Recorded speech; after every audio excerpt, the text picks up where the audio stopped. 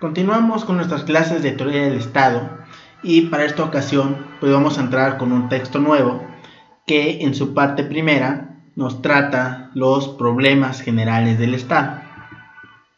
¿Qué ideas principales encontramos acá? El Estado también lo podemos visualizar como una estructura de la convivencia humana. Y este reflexionar sobre el Estado pues nos hace que surjan una serie de cuestionamientos sobre el propio Estado. Planteamientos sobre qué clase de formaciones son las comunidades y cómo se diferencian las comunidades estatales de otro tipo de comunidades.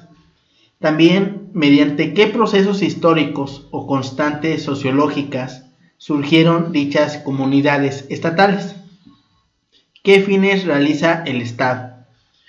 ¿Justifican estos fines la conservación de la institución del Estado? ¿Qué formas típicas de organización y qué estructura de poder han surgido del Estado y qué ventajas e inconvenientes se relacionan con ellos? Todo esto son planteamientos muy profundos que nos hace revisar las cuestiones sobre el Estado, que poco a poco a lo largo del curso pues vamos a tratar de hacer una especie de conceptualización que dé respuesta a este tipo de planteamientos tan profundos. La teoría del Estado debe interesarse no solo por los modelos y las construcciones normativas, sino también por los factores reales de la comunidad política. Y esta idea se entrelaza mucho con el pensamiento de Platón en la República, en esa parte donde revisábamos que la forma de gobierno de los estados, que es uno de los elementos del Estado, pues no se puede desvincular, no puede estar ajena de los usos socialmente compartidos del grupo social. A la teoría del Estado también le va a interesar el funcionamiento de dichos modelos y las normas en la realidad. Recordemos que en la modernidad el Estado contemporáneo pues se puede revisar a través de su Constitución. En la Constitución encontramos la forma en que está estructurado un Estado determinado, al menos en su carácter formal. No se puede comprender a la teoría del Estado como una simple ciencia de hechos.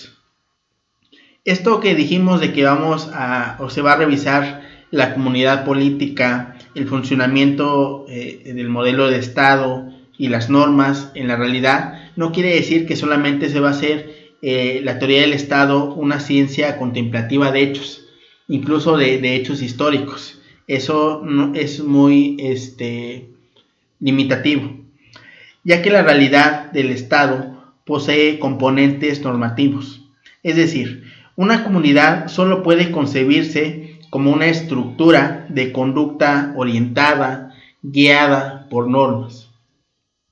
Y esto lo podemos encontrar de la siguiente manera. Tanto los órganos del Estado van a estar reglamentados, van a estar regidos, normados por el derecho, como las relaciones que se establecen entre el propio Estado y los gobernados. Y pongamos una especie de ejemplo para que se entienda un poquito mejor esto. Pongamos a colación el tema de los impuestos. Obviamente va a haber una normatividad que se va a relacionar no solamente en el ámbito constitucional, sino también en el legal, respecto de las facultades que van a tener los órganos del Estado para hacer el cobro de impuestos y que se destinen al gasto público. Específicamente nos podemos referir a la Secretaría de Hacienda y Crédito Público. Va a haber toda una regulación en torno a qué facultades se van a determinar a esta Secretaría. Incluso esta Secretaría va a estar auxiliada por un órgano descentralizado que es el Servicio de Administración Tributaria, el SAT, quien es el que hace el cobro de esos impuestos. Y entonces en esta regulación también vamos a encontrar esa relación con los propios contribuyentes. La regulación tanto de derechos como de obligaciones que vamos a encontrar en esas leyes que norman los propios órganos del Estado, como en otro tipo de normas jurídicas. Como por ejemplo derechos de los contribuyentes, pues se encuentra el que el cobro pues se haga de manera equitativa, de manera proporcional, que se haga en base a una ley, que se establezca información que le auxilie en el ejercicio de sus obligaciones tributarias. Y también pues va a existir la obligación, la principal obligación es esa de contribuir a los gastos públicos conforme a la ley.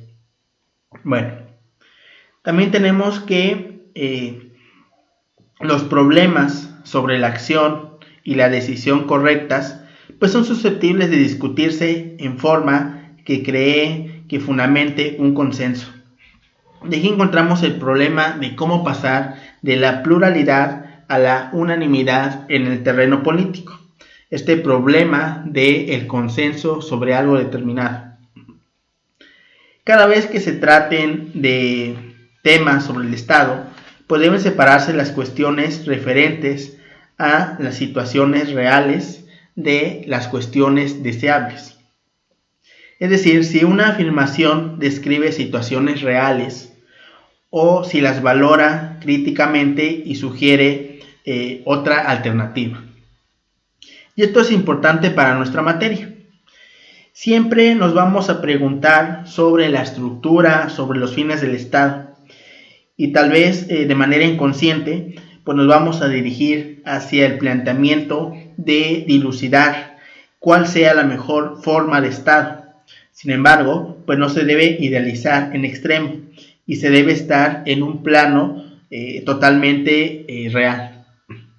Y pongamos por ahí una suerte de ejemplo que ilustre esto. La idea el marxismo. El marxismo tenía una premisa, la cual pues es que la historia de todas las sociedades existentes hasta ese momento era la historia de la lucha de clases. Para Marx y para Engels, la esencia del sistema capitalista era la explotación. Los obreros eran los que hacían los productos, pero los capitalistas eran los que se llevaban todos los beneficios. Eso era de suyo injusto. Por consecuencia, pues los obreros se debían unir y deberían arrebatar los medios de producción para poder quedarse con el beneficio de los productos que ellos mismos creaban. De esta suerte se concibe un Estado obrero donde la gente contribuyera según su capacidad y recibiera según sus necesidades. Era el Estado, el socialismo. Sin embargo, esta idea todavía se radicó todavía más, se idealizó más. Con el tiempo se decía que el gobierno mismo sería innecesario y se daría paso a una nueva sociedad sin patria, esa idea del comunismo.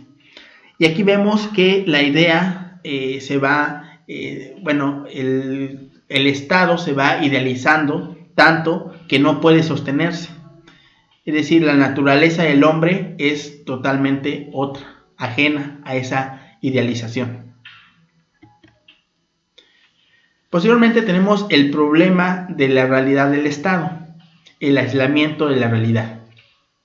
Y aquí se confrontan dos cuestiones.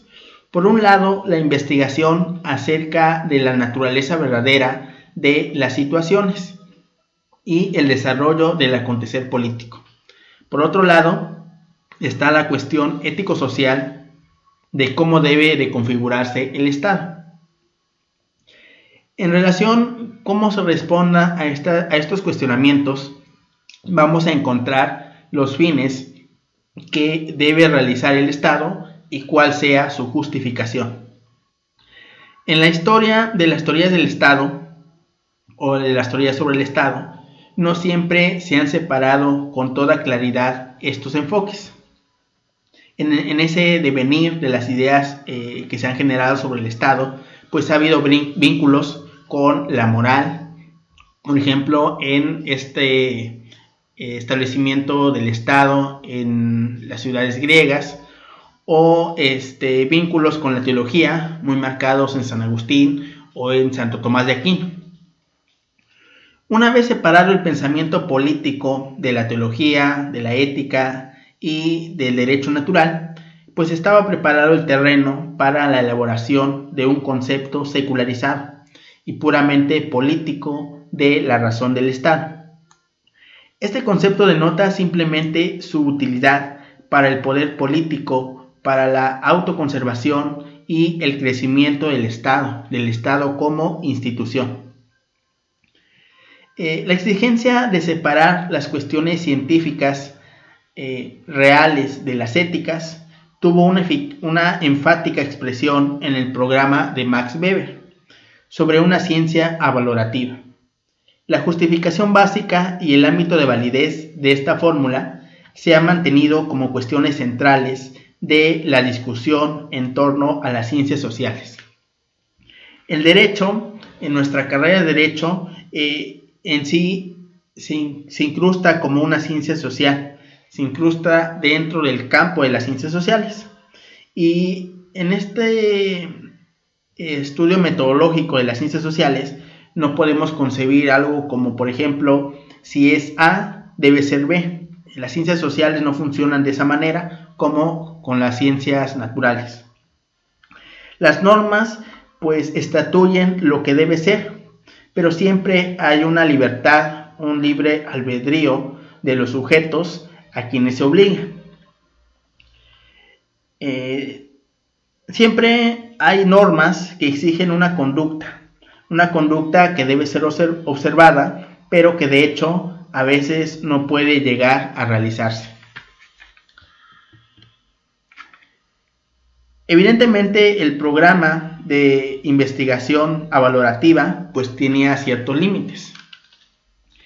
Estos límites se relacionan en que las investigaciones sociológicas pues no son radicalmente avalorativas, ni siquiera cuando se limitan a recolectar datos empíricos y a las relaciones constantes y meramente instrumentales del mundo de la experiencia, ya que por lo menos los intereses, las preconcepciones del investigador condicionan la selección del área de problemas y el contexto empírico al que se dirige. Se investigan aquellas conexiones empíricas sociales cuyas consecuencias nos interesan, porque parece un posible fin de la acción provocar o evitar esos efectos. Siempre que nosotros elegimos cierta cosa, determinada cosa, en realidad lo que estamos haciendo es discriminando en el sentido de no hacer o de no echar mano de los demás conceptos que se presenten como posibles. Las cosmovisiones, las ideologías, proporcionan a la conciencia una orientación hacia el mundo y también una preconcepción de los sucesos. Dependiendo de las interpretaciones predominantes del mundo, pues seleccionamos los datos empíricos que consideramos más importantes y los ordenamos. De esta suerte, pues es innegable que las interpretaciones del mundo no son avalorativas, sino que tienen un cierto grado de subjetividad. Las cosmovisiones y las mentalidades que guían los intereses cognitivos, los juicios prevalecientes sobre los acontecimientos, pues poseen también elementos irracionales que van al lado de los racionales y se interrelacionan con los cambiantes intereses y las relaciones de poder, así también con las coincidencias anímicas variables. Y el propio texto nos trae una suerte de ejemplo cuando nos habla de la expedición militar. Dependiendo del punto en que nos situemos, de la relación que se exprese, pues se puede interpretar de muy diversas maneras. Por ejemplo, desde un punto de vista, se puede interpretar a esta expedición militar como un acto liberador, o también se le puede concebir como una irrupción del imperialismo. Entonces aquí la prevención es tomar lo más neutro posible a los enfoques en relación al propio Estado. Por último, tenemos las imágenes guía de la política. Frente a la descripción de la realidad política, se encuentra la elaboración de imágenes guía, de modelos de estado. En comparación con la realidad, esos modelos se presentan como alternativas mejores, como alternativas guiables. Sirven como representaciones de objetos, como representaciones con una función práctica reguladora, a las que debe aproximarse la realidad a través de la acción humana. Es decir, se concibe al Estado como representaciones ideales, al Estado como un Estado perfectible que evoluciona hacia un mejor Estado. Los modelos sobre una mejor conformación del orden de la convivencia humana o acerca de aspectos en que ésta deba perfeccionarse o conservarse son parte de la proposición de fines políticos. Detrás de las proposiciones de objetivos políticos se encuentran cuestiones de principio. Sí y en qué medida debe el Estado servir a los fines del individuo, tales como la libertad, la seguridad, el bienestar, o bien si se tienen fines supraindividuales, como la difusión de una religión, el despliegue de poder o la grandeza nacionales. Una vez que se respondan estas cuestiones, se va a optar por fines estatales, ya sea de carácter de corte liberal, socialistas, religiosos, nacionalistas. Es decir, según los fines, va a corresponder un modelo de Estado definitivo específico. Por otro lado, las aspiraciones políticas han sido plasmadas en los amplios bosquejos de un mejor Estado contenidas en las utopías, en las idealizaciones. Las representaciones sobre el ideal del Estado, es decir, sobre la mejor forma del mismo o de alguna de sus instituciones, puede penetrar hondamente en la realidad política. Devienen en motivos reales, ya que determinan, coordinan la acción política presente, convirtiéndose así pues en importantes factores de integración de la comunidad real. Como proyectos y anticipaciones mentales de una mejor situación de la sociedad, se transforman especialmente en programa, en impulso de los cambios sociales. No obstante, sigue esa diferenciación entre la cuestión ética, que trata del contenido de significación y la justificación de dichos objetivos políticos, y por otro lado la científico-real, que atiende a su función sociológica, a su fuerza de motivación y de eficacia verdaderas.